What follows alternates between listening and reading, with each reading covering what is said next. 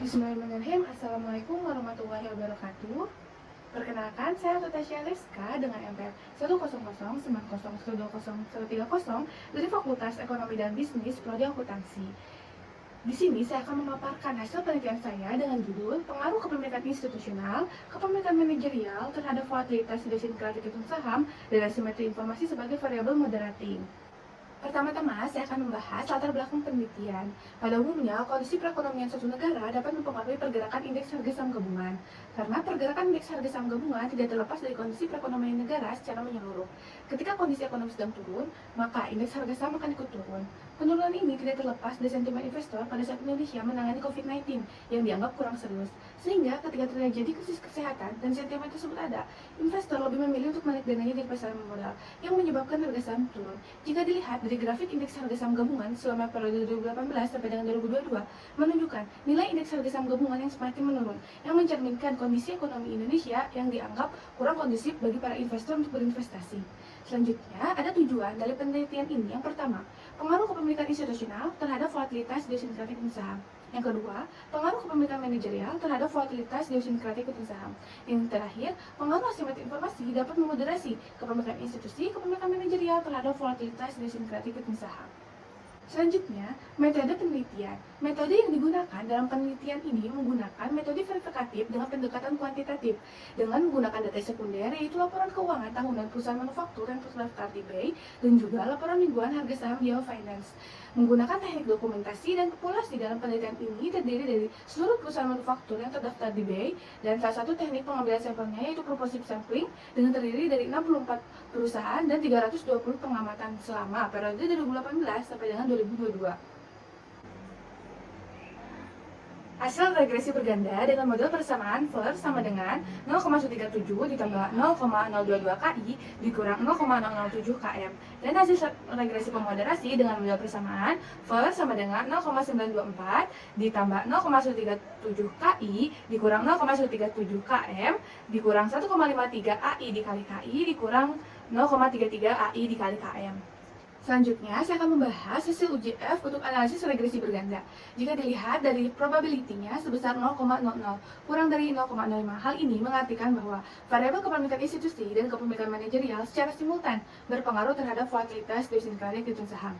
Dan jika dilihat dari uji F, analisis regresi pemoderasi, nilai probability-nya sebesar 0,00 kurang dari 0,05.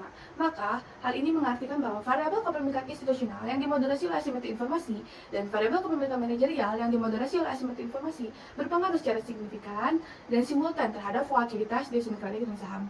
Selanjutnya, jika dilihat dari hasil uji T, jika nilai X1-nya, nilai probability-nya 0,0023 kurang dari 0,05. Maka hal ini mengartikan bahwa variabel kepemilikan institusional berpengaruh terhadap volatilitas idiosinkratik saham. X2 atau kepemilikan manajerial jika nilai probability-nya sebesar 0,005 kurang dari 0,05. Maka variabel kepemilikan manajerial berpengaruh terhadap volatilitas idiosinkratik saham. Dan jika dilihat dari nilai koefisien determinasinya, nilai Aegis R square-nya sebesar 0,1179 atau 11,79%.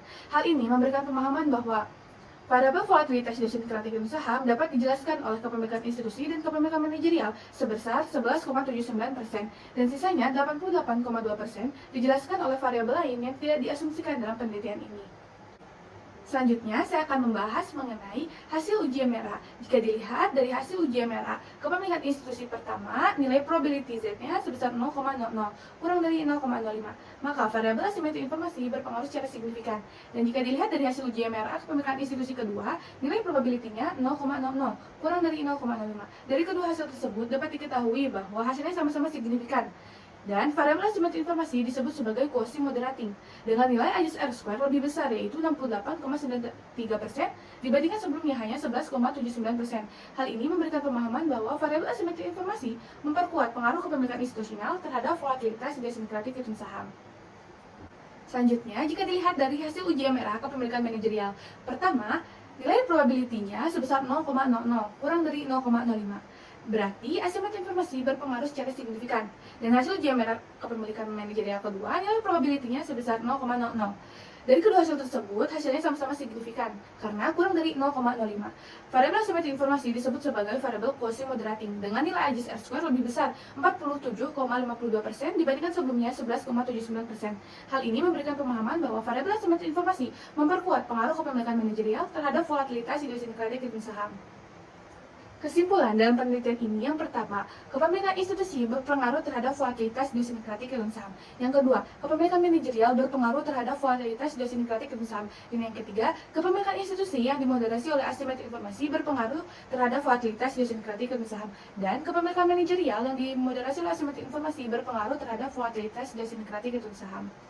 Cukup sekian presentasi dari saya, kurang lebihnya mohon maaf. Terima kasih atas perhatiannya. Wassalamualaikum warahmatullahi wabarakatuh.